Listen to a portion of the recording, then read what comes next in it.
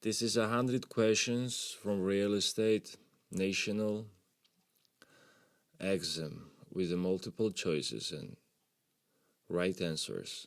Question number 1. When talking about business and professional ethics, as a licensed real estate agent, it is important to make sure, and the answer here is, all clients are treated in the same fair and honest manner. Next question. Question number 2. What is the measurement or boundary between a plot of land or a building and the road into which the plot or building fronts? And the right answer is frontage. Wrong answers were width, servient widths, servient lengths. So the right answer is frontage. So on the question, which asks us, what is the measurement or boundary between a plot of land or a building and the road onto which the plot or building fronts? Is a frontage. Right answer is frontage. Next question, question number 3. The Latin phrase ad valorem comes up often when talking about property taxes. What does ad valorem mean? Ad valorem means according to value. Ad valorem means according to value. Wrong answers were value, added value, property value, derived from assessment value. Now, the right answer is according to value. So, ad valorem means according to value. Next question. Question number 4. 3 identical properties in a suburban neighborhood were listed at the same time in a market where demand was constant. According to the law of supply and demand, which property would have sold for the lowest price? And the right answer here is the first property sold. First property sold because of the according of the law of supply and demand. The first property sold would be sold for lowest price. Next question. Question number 5. What is the difference between void and voidable contracts? Choose the best answer. The best answer is the third one here, and it sounds like void contracts are not contracts, but voidable contracts have the necessary elements to be enforceable, but can be rejected by one party. So, difference between void contracts and voidable contracts are void contracts are not contracts anymore, while voidable contracts have the necessary elements to be enforceable. Okay? Next question. Question number 6. A homeowner hired a construction company to build a swimming pool at his home. The homeowner failed to pay the bill when the work was completed, and the construction company filed a lien to obtain payment of the debt. The encumbrance created is called, it is a mechanic lien. Remember, it is a mechanic lien. The wrong answers were luxury expense lien, property tax lien, voluntary lien. No, the right answer here is the mechanic lien. This is the lien when homeowner couldn't pay to the construction company money, and the construction company files a lien. This lien is named as a mechanic's lien. Next question. Which of the following would not be considered appurtenant? And the right answer here is a trade fixture. So remember, trade fixture is not considered as a appurtenant. Okay.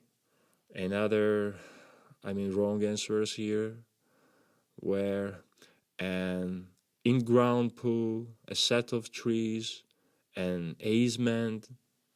But the right answer is a trade fixture. So which of the following would not be considered appurtenant and trade fixture? Next question, question number 8. Which of the following fiduciary duties continues after the listing agreement expires? And the right answer here is the confidentiality. And other answers were loyalty, disclosure, reasonable care and diligence. No.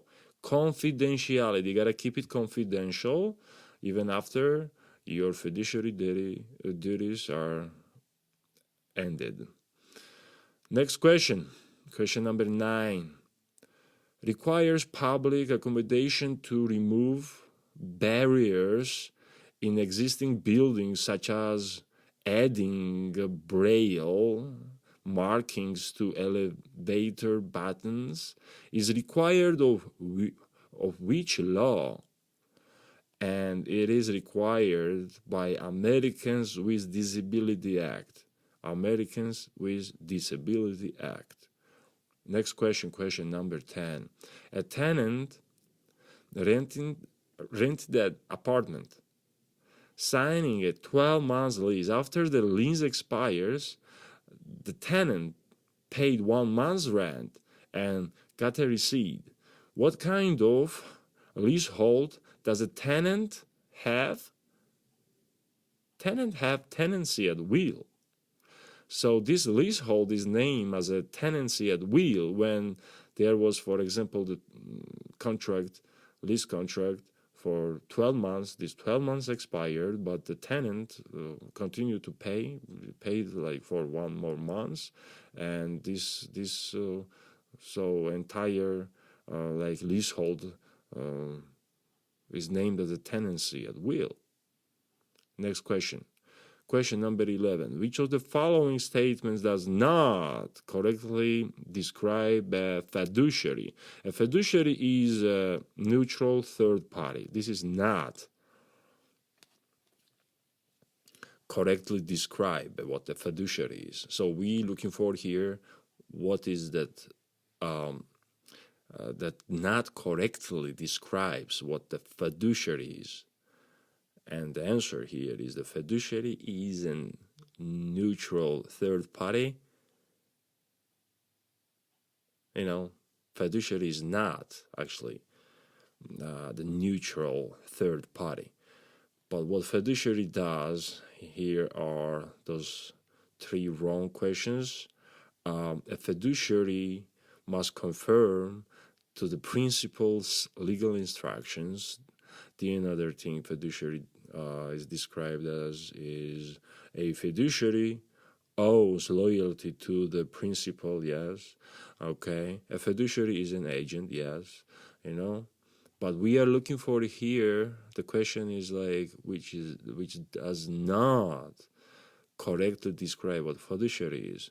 It is, the answer here is, the fiduciary is the neutral third party. Okay. Next question. Question number 12. When you buy real property, you gain several different kinds of rights, one of which are rights called subsurface right. What are subsurface rights? The right answer here simply is the rights to the natural resources laying below the Earth's surface. Okay? So the subsurface rights are the rights to the natural resources laying below the Earth's surface. Next question. Question number 13. What is the total quantity that buyers are willing to buy at a given time at certain prices, demand. Right answer here is demand. So what is the total quantity that buyers are willing to buy at a given time at a certain prices? It's a demand. Okay. And other answers were price, supply, buyer's total. No. Right answer here is demand. Next question, question number 14. Which of the following is economic characteristic of real estate? Economic characteristic of real estate is scarcity. The answers here is a scarcity, immobility, uniqueness, and indestructibility. And right answer is a scarcity. So which of the following is economic characteristic of real estate? So economic characteristic of real estate is a scarcity. Remember that. Scarcity has a deal with economy. Next question. Question number 15. Real property can be converted to the personal property by severance. Okay. Other answers are inference, accession, changement. Now, the right answer is by severance. So by severance, the real property can be converted to as a what? As a personal property. Next question, question number 16. A salesperson working for Trinity Real Estate LLC has moved to Lotus Realty. What happens to the listing the salesperson took at the previous, Trinity Real Estate, which she was associated to the previously? So what happens to the listing? The listing belonged to the Trinity Real Estate LLC. The Trinity is the one the salesperson was previously assigned for. Next question. Question number 17. Which of the following best describes real property? Okay. All things attached to the land and all the legal rights to it. Okay? This best describes what is the real property. So, move on. Next question. Question number 18. There are three different main approaches that appraisal use while they make appraisal. What are they? And please remember this. Right answer is market data approach, cost approach, and income approach. So market data approach, cost approach, and income approach. So these three together, when you're going to see these three together, that's going to be the right answer. Which are those three? Okay. It is market data approach, market data approach, then cost approach, cost approach, and income approach. So MCI, market, cost, income. Okay?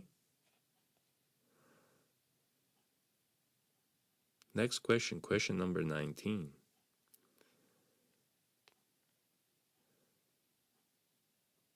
When a furnishing company creates a material for the construction of a house and is subsequently not paid, it may file a what? Again, same situation as in the previous question. It's a mechanics lien. Again, the question 19 asks us, when a furnishing company creates material, okay, some company does something, but it's not getting paid, and this company then can file what? mechanics lien. Next question, 20. Question 20. Restrictive covenants are also known as CCRs. CCRs. Restrictive covenants are also known CCR. And other answers are deed restrictions, bonds, CDOs. No, CCR. You gotta find like restriction covenant, like restriction starts on letter R, covenant starts on letter C. Okay, and the right answer is CCR. So restrictive covenants are also known as CCR. Next question, 21. Question 21 asks us, when contracting parties have signed the contract and both parties have done all they promised to do, it is called an executed contract. It is already executed. Whatever these parties, no matter how many parties were there, but all parties have done already what they promised in the contract. This contract is executed contract, simply. Next question. Question 22. Which of the following is an example of economic obsolescence? Okay. The example of economic obsolescence is flight, believe it or not. Flight patterns above your house. Flight patterns above your house is an example of economic obsolescence. Next question. Question 23. The EPA requires real estate professionals to give purchasers a tenants or residential dwelling a pamphlet about lead-based paint if the dwelling was built before when. And here is the magic letters you gotta remember. It's a 1978. 1978. If the building is built before 1978, that's when it associates with it has something to do with the lead-based paint, because they used to use a lead-based paint before 1978. Next question, question number 24. The execution date or date executed is a day a contract is signed. The effective date is what? Okay, the effective date, the day the contract goes into effect. It's simply. In some cases, the execution date and the effective date are the same. It's a simple question. Let's move on. Next question. Question number 25. When, if all, can an executed contract be assigned? Never, under no circumstances. This is the right answer here on the question. When, if all, can an executed contract be assigned? No, it cannot be assigned. Never, under no circumstances.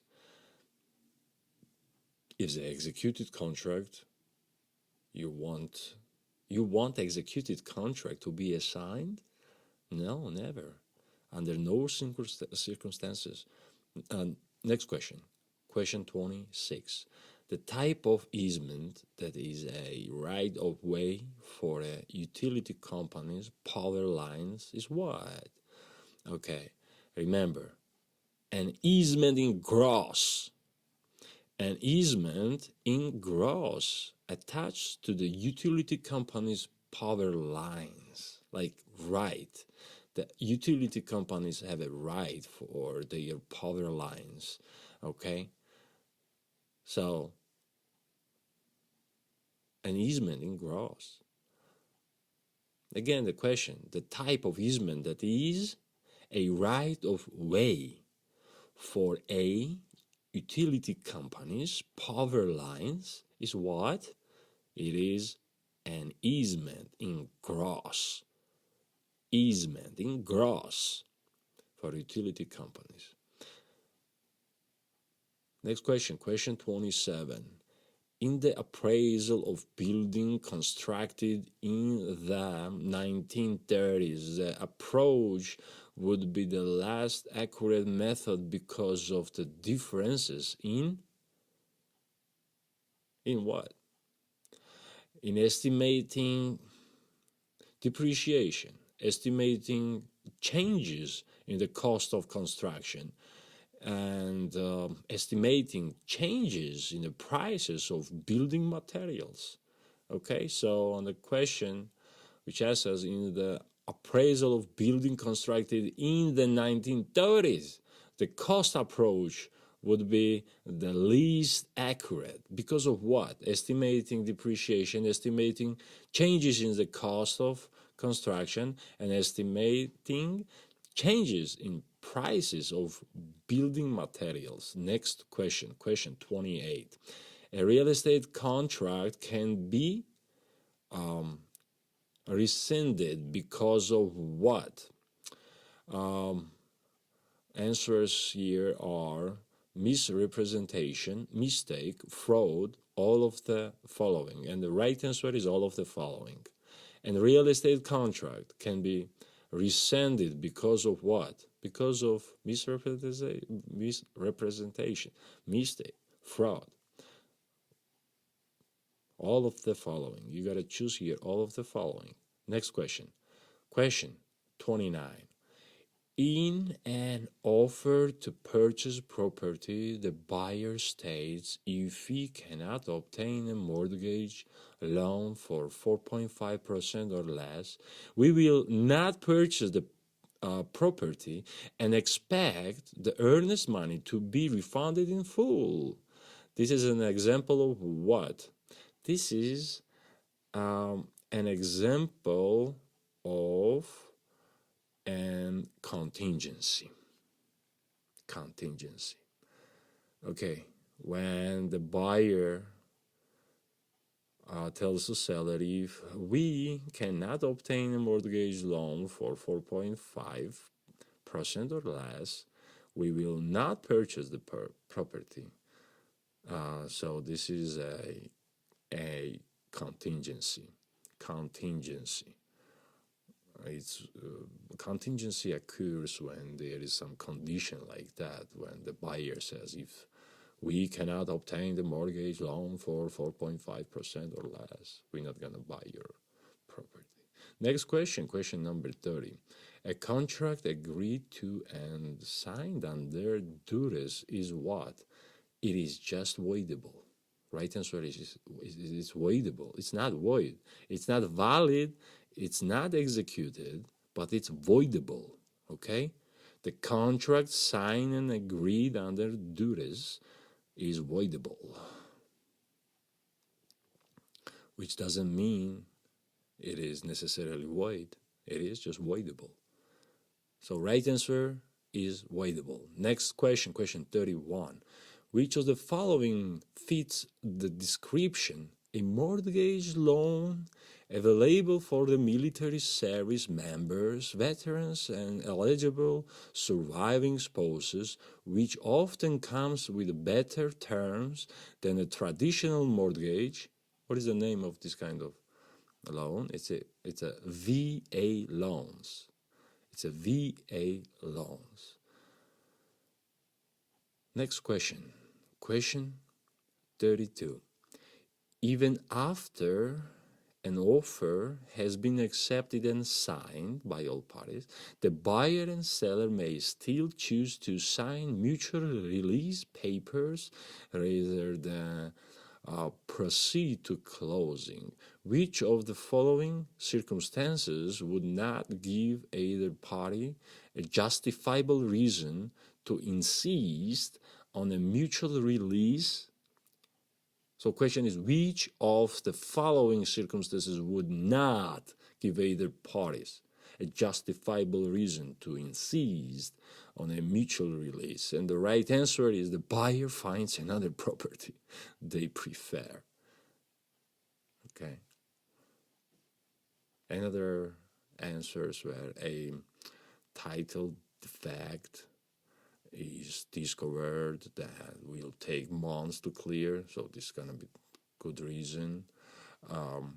A fire causes damage to the property, this is gonna be like a good reason. The buyer is unable to obtain financing that meets the terms of the contract, financing contingencies, this is a good reason, but not good reason to give this like release. Which of the following circumstances would not give either party a justifiable reason to insist the mutual release? Is the buyer just finds another property they prefer. Next question. Question number 33. Which of the following customers would most likely qualify and be able to derive the most benefit from refinancing their mortgage? And the right answer here is a middle-aged couple with higher credit whose mortgage loan has a higher interest rate than the current rate for new loans. Next question, question number 34. What of the following is required by the Americans with Disabilities Act, ADA?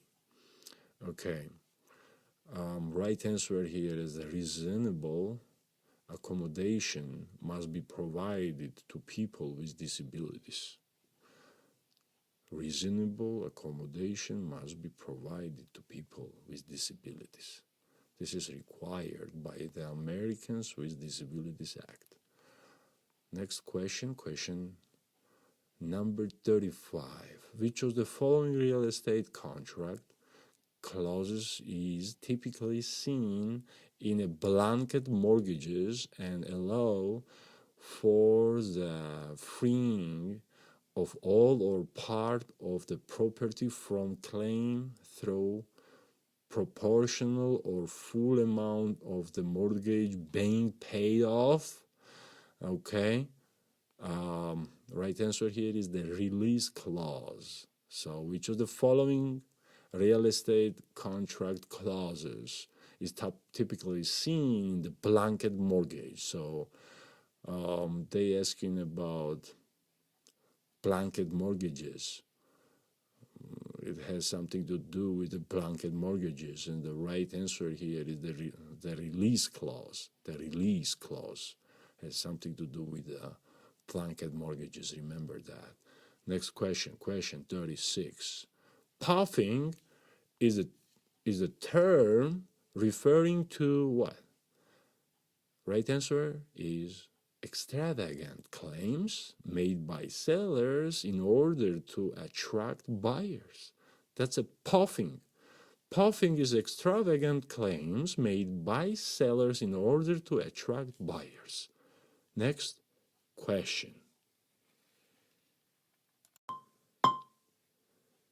Question number 37. Researching recently sold homes in the area and homes that haven't been sold in the area and comparing their prices is the example of a comparative market analysis. The right answer is a comparative market analysis. So on the question 37, which says, researching recently sold homes in the area and homes that haven't been sold in the area and comparing their prices is an example of a comparative market analysis. A comparative market analysis. Next question. Question 38. As a listing agent, what obligations do you owe to an unrepresented buyer? Remember, right answer here is honesty and fairness. Next question, question 39. CRV, and remember the CRV has something to do with the veterans, I think. Let's see if not. So CRV stands for Certificate of Reasonable Value and is used by who? By the Department of Veterans Affairs. Here we go. It really has something to do with the veterans. So CRV, which stands of reasonable value, and it is issued by whom? By the Department of Veterans Affairs. Next question, question 40.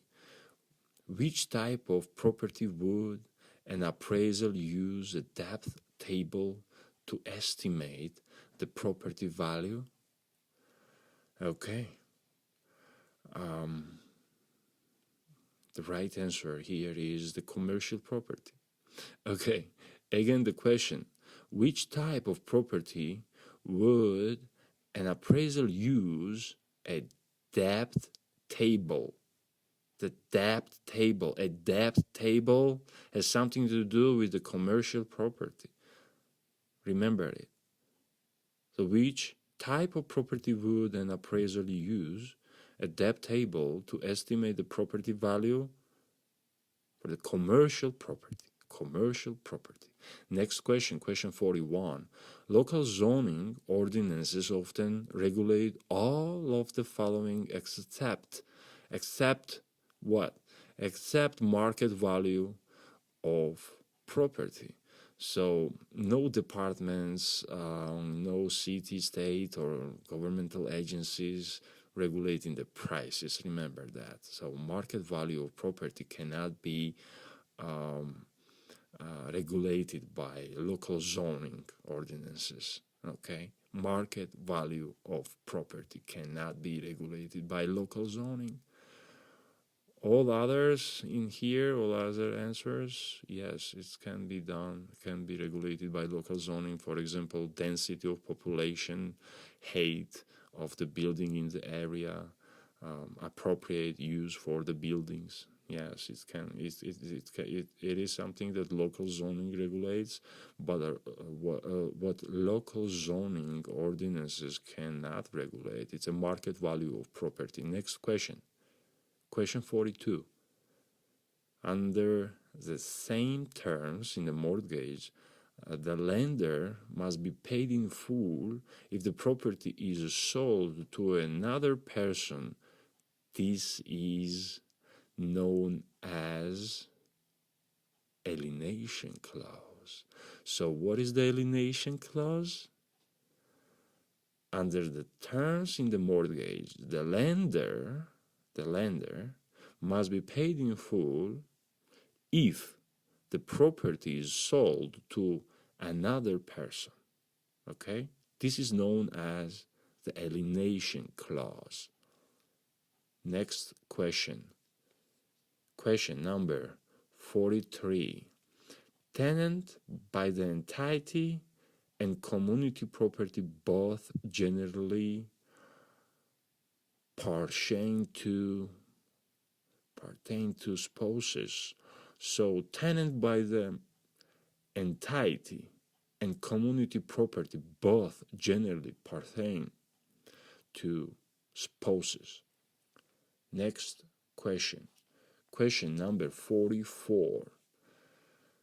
What is the difference between commingling and conversion in real estate?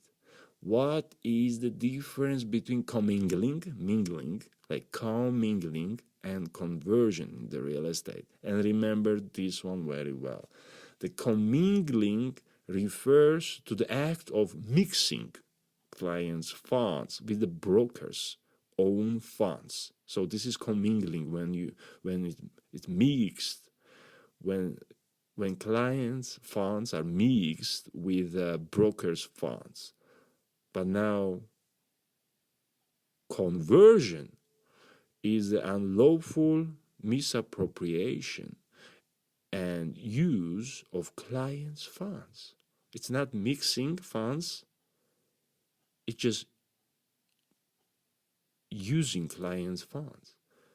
So conversion is when you just use the client's funds. Commingling is when the client's funds are mixed into broker's funds. Next question.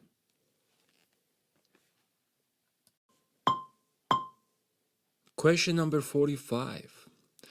Earnest money should be deposited into trust account in a timely manner according to state law.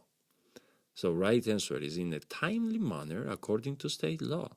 So it's about earnest money.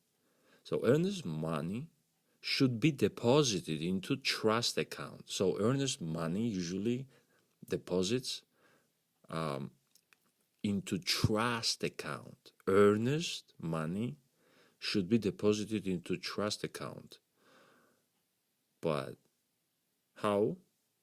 In a timely manner according to state law. State law. So earnest money is regulated by state law. Earnest money things. Earnest money should be deposited into trust account in a timely manner according to state law. Remember this and move on. Next question. Next question is question number 46. Generally speaking, that is the most common type of contingency. So generally speaking, not that, but what is what is the most common type of contingency, generally speaking? Right answer here is the financing or home inspection. That is a type of contingency. So generally speaking, what is the most common type of contingency? Financing or home inspection is the most common type of contingency. Financing or home inspection. Next question, question number 47. Philip has a contract with his neighbor Jessica for loan service. Philip can no longer mow the lawn due to an ankle injury. Paul, Jessica's other neighbor, agrees to carry out the terms of Philip's contract. In order to do this, Jessica must substitute Philip's name with Paul on the contract. What is this an example of? It is example of a novation. Novation. The new person takes the obligation for the terms instead of previous person. Novation. Next question. Question 48. Which of the following best describes the term encroachment? Okay, the right answer here is intrusion on a person's territory or property. Intrusion on a person's territory or property is the term encroachment. So that's what the encroachment means. Encroachment means intrusion on a person's territory or property. Next question, question 49. Question 49 asks us, which of the following best describes the term emblements? Emblements. Oh, wow. Let's read these answers. A use of property in any legal manner. A use of the property in any means deemed legal. A thing used to make property look more attractive. Or annual crops produced by cultivation legally belonging to the tenant. This is the right answer. So right answer is annual crops produced by cultivation legally belonging to the tenant. So which of the following best describes the term emblements? And right answer here is annual crops produced by cultivation legally belonging to the tenant. Next question. Question number 50. What is the procedure used by a public or private entity with the power granted to take privately owned real estate? So they asking about procedure, okay? And the right answer here is condemnation. So condemnation is a procedure. Procedure. What is the procedure used by a public or private entity with the powers granted to take privately owned real estate? Condemnation. Not as cheat here, because as cheat is not procedure. Procedure is condemnation. Procedure is called condemnation. Condemnation is when government or public or private entity has a power granted to take the privately owned real estate. It's a condemnation. Condemnation. Okay, question 51. Question 51 asks us, a mortgager is also known as borrower. Mortgager. So mortgagee could be lender, but mortgager is borrower. Borrower is the one who borrows money from somebody.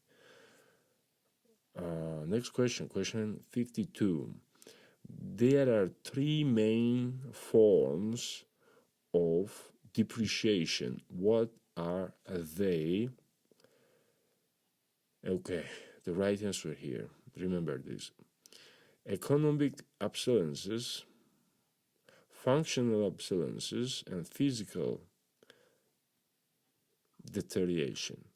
Remember, economic obsolescence, functional obsolescence, and physical deterioration.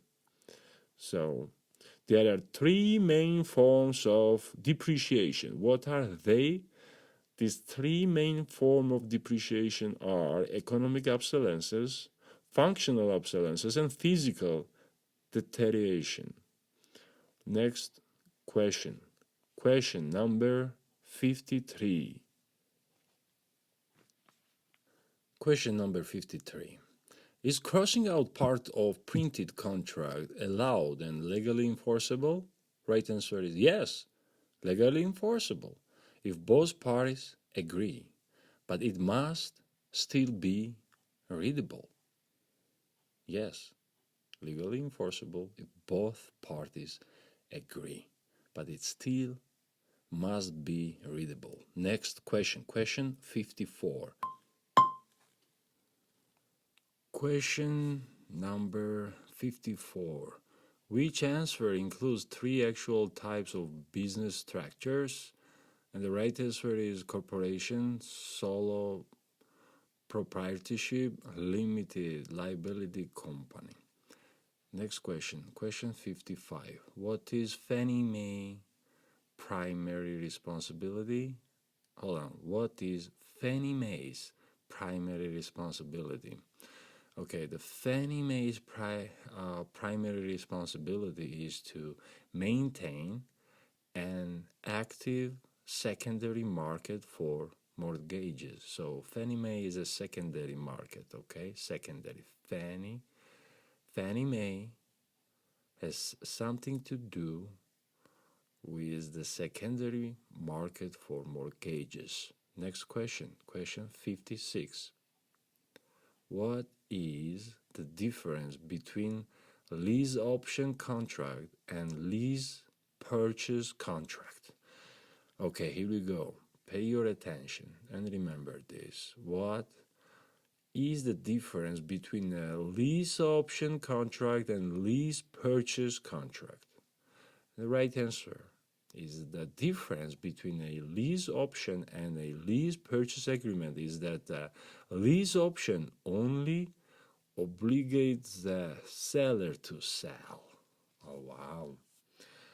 So the difference between a lease option and lease purchase agreements is that the lease option only obligates the seller to sell. Lease option only obligates the seller to sell. Move on. Next question. Question number 57. What is the outcome when a purchaser signs a purchase agreement and gives the seller's broker a large check? So question is, what is the outcome when a purchaser signs a purchase agreement and gives the seller's broker a large check? And the right answer here is, this transaction is considered an offer. So it's just the offer, okay? So what is the outcome when a purchaser signs a purchase agreement and gives the seller's broker a large check? So this transaction is considered an offer. Let's see what other answers sound like. So one of them sounds like, this transaction is considered a contract, this transaction is considered invalid, this transaction is an amendment. Now, so yeah, right answer here is, this transaction is considered an offer. An offer. So next question number 58. After smoking, this is the second leading cause of lung cancer in the United States.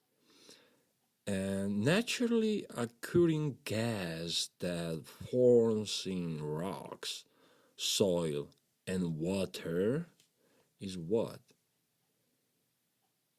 Radon. R-A-D-O-N. The right question is radon.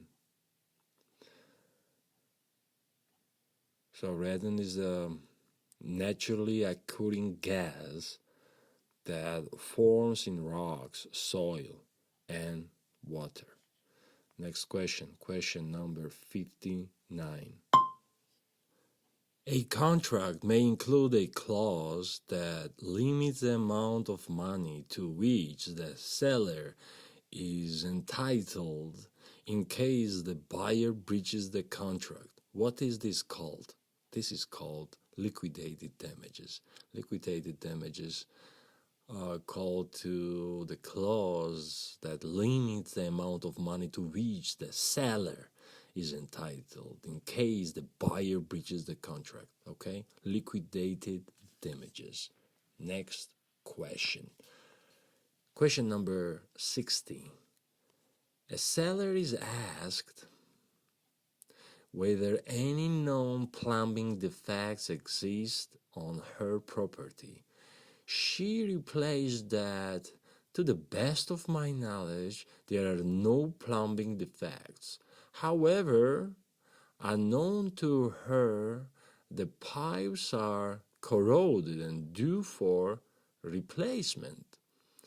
Is she, seller,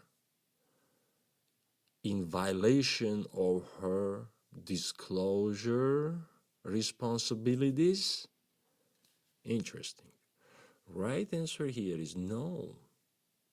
Since she is unaware of the plumbing issue, she is not liable for failure to disclose material defects. Okay? No. Since she is unaware of the plumbing issue. Next question number 61. Which of the following statements is not true about radon? And the right answer here is, it is a liquid released in soil. It's not liquid, it's gas. So radon is gas. It's not liquid. So question asks, which of the following statement is not true about radon? It is a liquid released in soil. This is not radon. Radon is gas. Next question, question 62. The statute of frauds applies to, let's read all answers here. All real estate contracts of any sort, all real estate sales agreements, bilateral contracts only, all contracts. And the right answer is the second one, which sounds with all real estate sales agreements. So again, the question asks, the statute of frauds applies to all real estate sales agreements. The statute of frauds applies to all real estate sales agreements. Next question, question 63. Your client signs contract to buy a house and the seller refuses to sell the house at the very last minute. Your client still wants the house. What should your client do? And the right answer here is sue for specific performance. Sue for specific performance because the seller changed the mind in the very last minute. And before that, this buyer has done lots of things, preparation and so on, etc. So in this case, the client should sue for specific performance. Next question. Question 64. Any loss in the value of property over time from any case? Depreciation. Right answer here is depreciation. So any loss in the value of property over time. So it has something to do with the time. So over time, what happens over time? Depreciation. Remember that. Let's move on. Next question, question 65. Under a lease for a commercial property, a tenant agrees to pay $3,000 per month, $3,000 per month plus 4% of the gross monthly sales. This type of a lease is called a percentage lease. It is called a percentage lease. So question again, under lease for a commercial property, a tenant agrees to pay $3,000 per month plus 4% of the gross monthly sales. This type of sale is called a percentage lease. Next question. Question 66.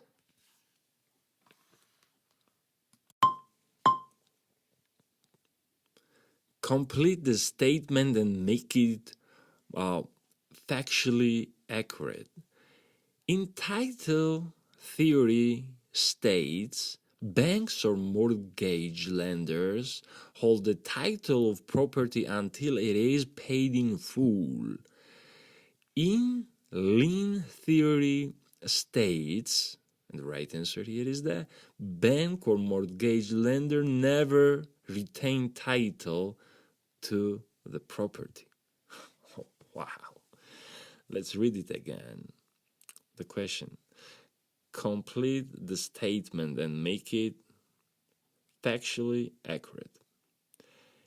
In title theory states banks or mortgage lenders hold the title of the property until it is paid in full.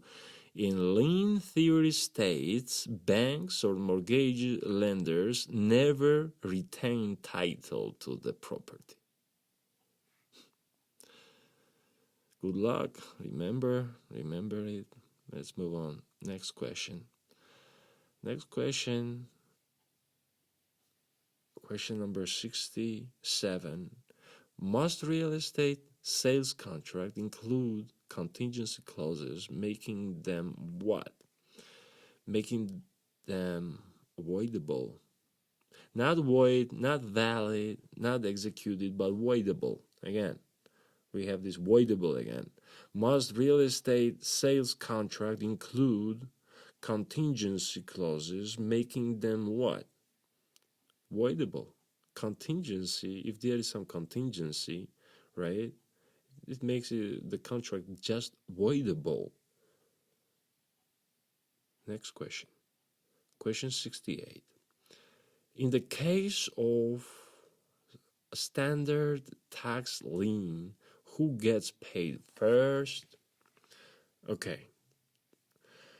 In the case of the standard tax lien, who gets paid first? The government. The right answer is the government.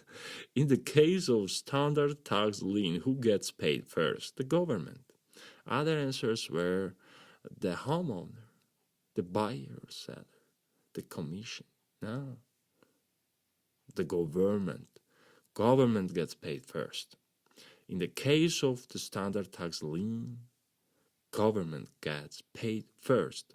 Next question, question 69. Ooh. Which of the following would not be considered real property? Okay, the mortgage.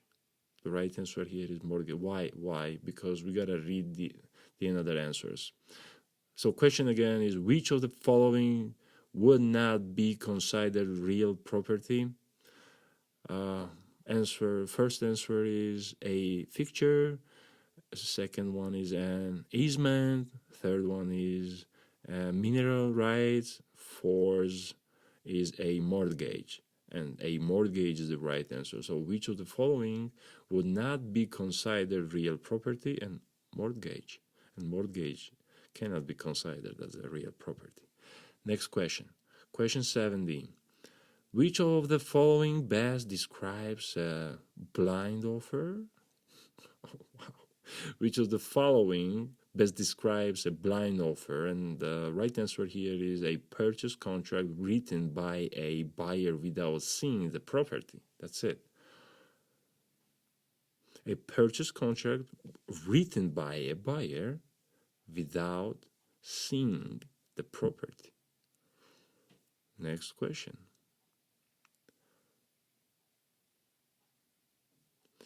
When an asset is pledged as a collateral to secure a loan, what is it called? Okay, when an asset is pledged as a collateral to secure a loan, what is it called? And the right answer here is hypothecation. Hypothecation. The wrong answers are encumbrance, investments, insurance. No. Hypothecation. So what is hypothecation? When an asset is pledged as a collateral to secure a loan, this is called hypothecation. Hypothecation. Remember it. Move on. Next question. Question number 72. Which of the following real estate contracts is a service contract? And the right answer is a listing agreement. A listing agreement is a service contract. Which of the following real estate contract is a service contract? And the answers here are a purchase agreement and a listing agreement, an option contract, a mortgage, and the right answer is a listing agreement is the service contract, okay? A listing agreement. Next question, question number 73. Under the federal fair housing law, which of the following is considered discriminatory advertising? And the answers are senior welcome, military discount, Catholic preferred, non-smoker preferred. I would choose Catholic preferred. Sounds like a discriminatory. Yes, right answer is Catholics preferred. You cannot advertise that way, okay? but you can really say in your advertising, seniors will come, military discount, non-smoker preferred, but you can't say like Catholics preferred. Next question, question 64. One individual or married couple in business alone, the most common form of business structure is named what? Solo proprietorship. Another answers were limited partnership, single cooperation, LLC, or limited liability company. No, the right answer here is solo proprietorship. Okay, one individual or married couple in the business alone. The most common form of business structure is solo proprietorship. Next question. Question number 75. Johnny is purchasing a house and does not want to purchase all of the furniture that is being left behind. He signs the contract on Tuesday, and on Tuesday changes his mind about the furniture. He calls his agent and they add the furniture to the contract. What is this an example of?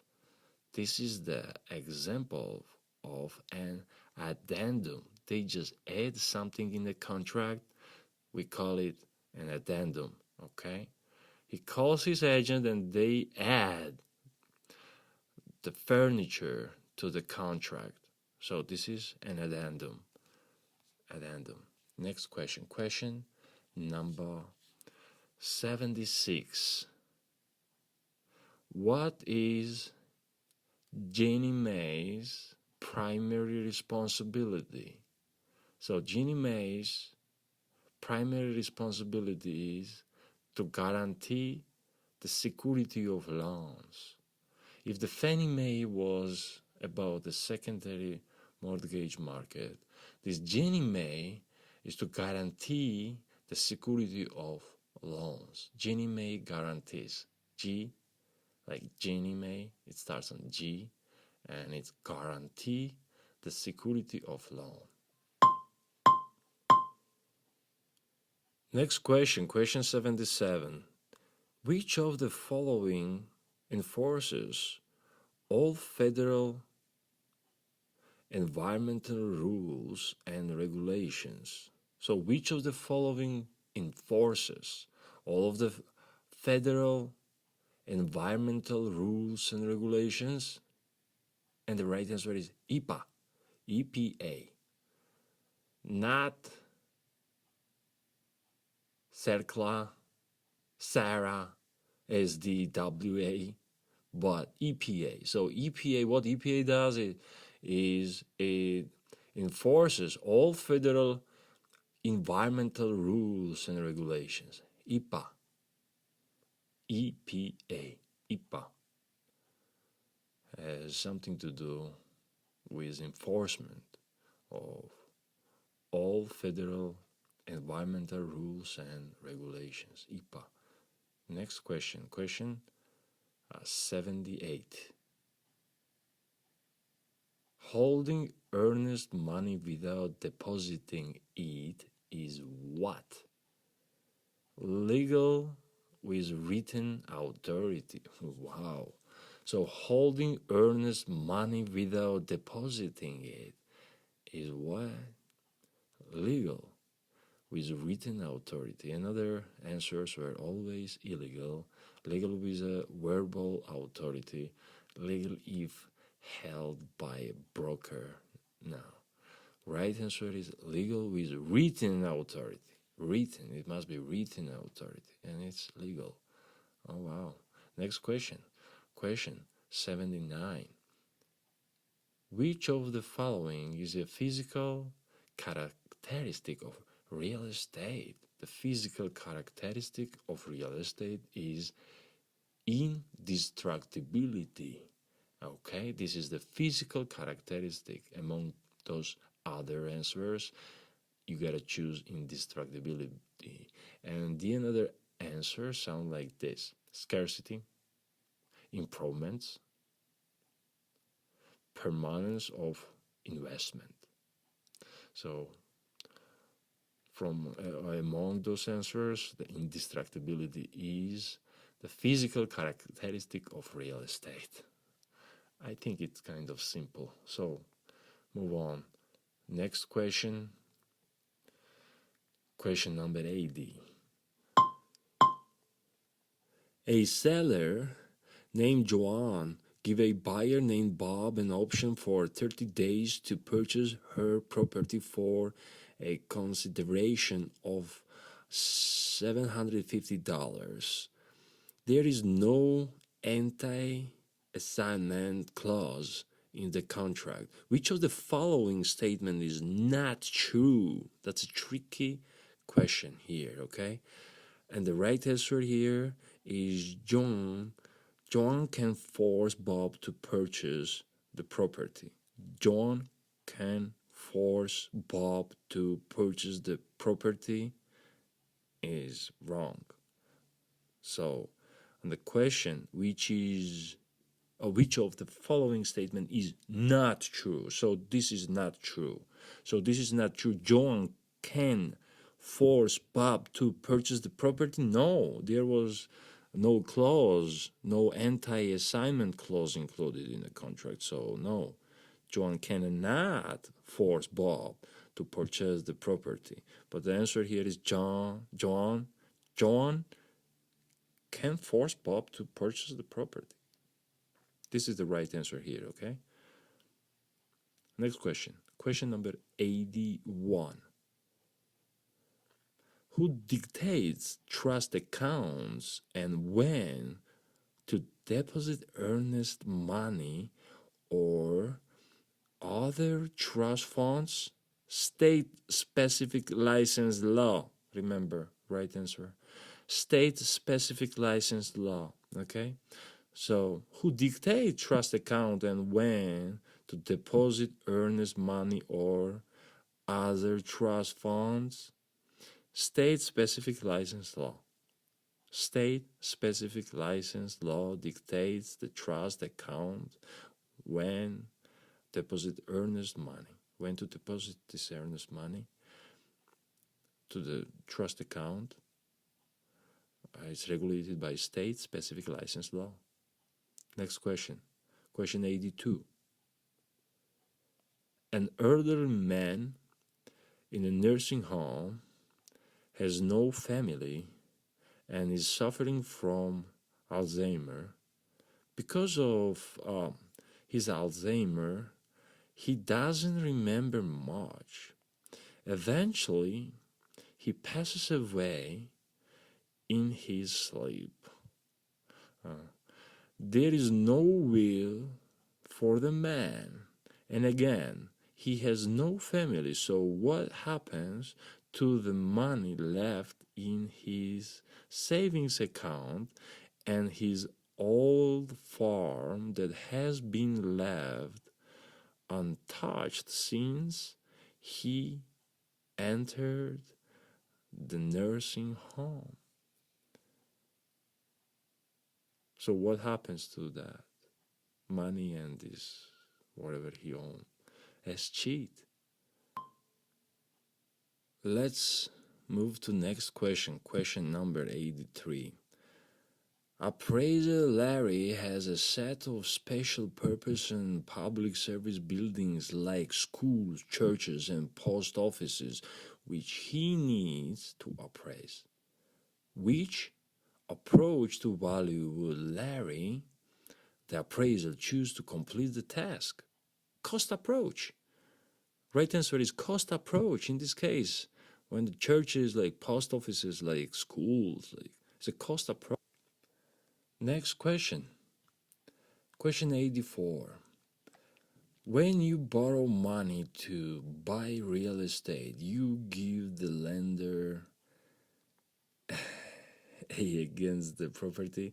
So you gotta find, you gave the lender a what? A mortgage lien. You gave the lender a mortgage lien against the property. So when you borrow money to buy real estate, you give the lender a mortgage lien against the property. Remember that. Not judgment lien, not deed, not tax lien, no, mortgage lien. So when you borrow money to buy real estate, you gave the lender a mortgage lien against the property. Next question. Question number 85. How many miles does a township contain? 36 square miles. The township contains 36 square miles. Remember that. 36, 3 and 6, 36. 36 square miles. How many miles does a township contain? 36 square miles. Next question, question 86. Which of the following contract would best be described as a contract in which only one party makes a promise to perform an action? And the answer here is a unilateral contract. Unilateral contract is the type of the contract when only one party makes a promise to perform an action. When only one party makes a promise, it's a unilateral. When there are more than one parties, we call the type of contract bilateral. But when there is only one party which makes the promise, it's a unilateral contract. Next question. Question number 87. Commingling is the opposite of what? Wow. Separation. So commingling is the opposite of separation. And other answers were contribution, combination, transformation. No. So commingling is the opposite of separation. Commingling, when you mix something, okay?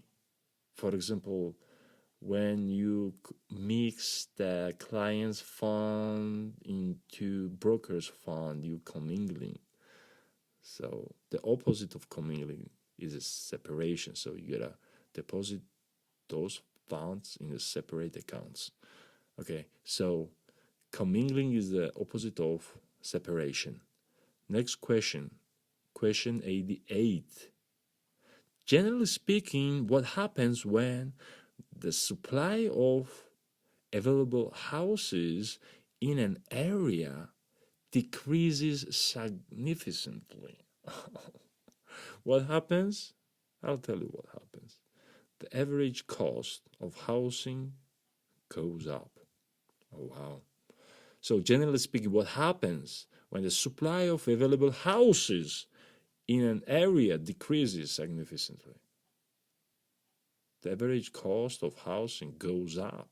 It means when there are many people looking to buy a house, but there are not enough houses, that's when the average cost of housing goes up. Next question. Question number 89. What does the Federal Housing Administration do? And the right answer here is insures the loan made by private lenders. Insures loans made by private lenders. So, what does the Federal Housing Administration do? Insures loans made by private lenders. Next question. Question number 90.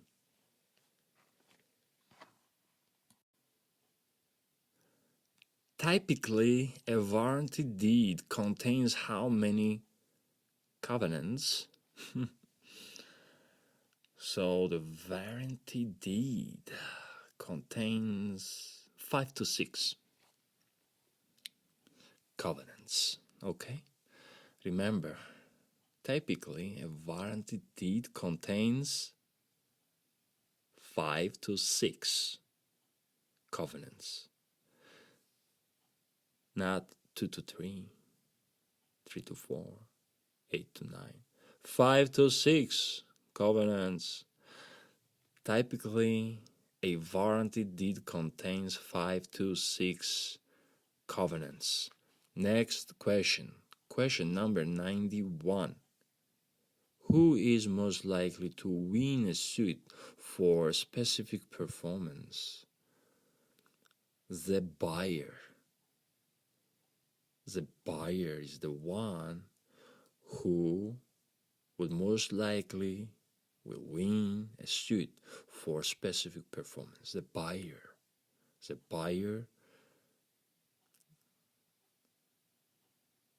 would win the suit for specific performance. Buyer. Next question, 92. Question number 92 asks us, choose the best answer. A lawsuit for inverse condemnation may be brought by a homeowner. The right answer is a homeowner. So, question again, choose the best answer.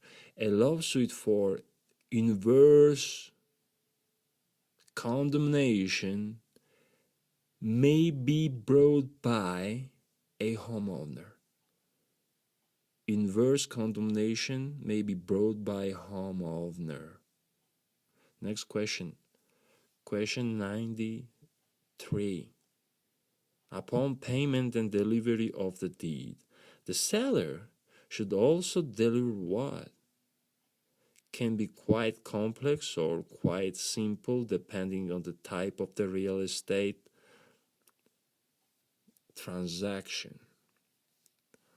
The bill of sale.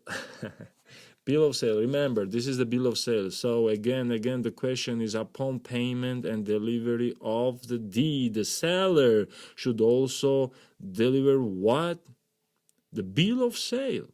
But this is can be quite complex or quite simple depending on the type of the real estate transaction, okay? The bill of sale. So upon payment and delivery of the deed, the seller should also deliver the bill of sale. The bill of sale. Yeah. And other answers were a lien payment disclosure form, the package options, the mortgage, no. But the bill of sale can be delivered upon the payment and delivery of the deed. The seller can deliver also the bill of sale. Next question, question number 94. A contract that legally binds two or more parties together to specific obligations that create legally binding contract between the buyer and the seller is what? Purchase agreement. The right answer is the purchase agreement. So what is purchase agreement? So a contract that legally binds two or more parties together to specific obligations that create a legally binding contract between the buyer and the seller is a purchase agreement. It is a purchase agreement, okay? Not a quiet equity agreement, not a scroll agreement, not the settlement and transfer agreement, but the purchase agreement. So the purchase agreement is when the contract legally binds two or more parties together to specific obligations that create a legally binding contract between the buyer and the seller is the purchase agreement. It's a purchase agreement. Next question, question number 95. Typically, a trust is a three-party relationship. Not one, not two. Forget about one or two. No. The trust is a three-party relationship. Believe it or not. Typically, a trust is a three-party relationship. Three. Trust is three-party relationship. Next question, question number 96. As a general rule of thumb, all written offers must be, hold on. As a general rule of thumb, all written offers must be presented to the seller. All written offers, no matter who made the offer, it must be presented to the seller. Seller must know that offers, about all those offers. Offers were made, and seller must know about that. Next question. Question number 97. Which of the following situations would percentage lease be most commonly used in? Shopping centers. Percentage lien. Remember, it's used in a shopping center. Percentage lease is used in the shopping centers. Not apartments, not townhouses, not government-owned properties, but shopping centers. So which of the following situations would a percentage lease be most commonly used in? Shopping centers.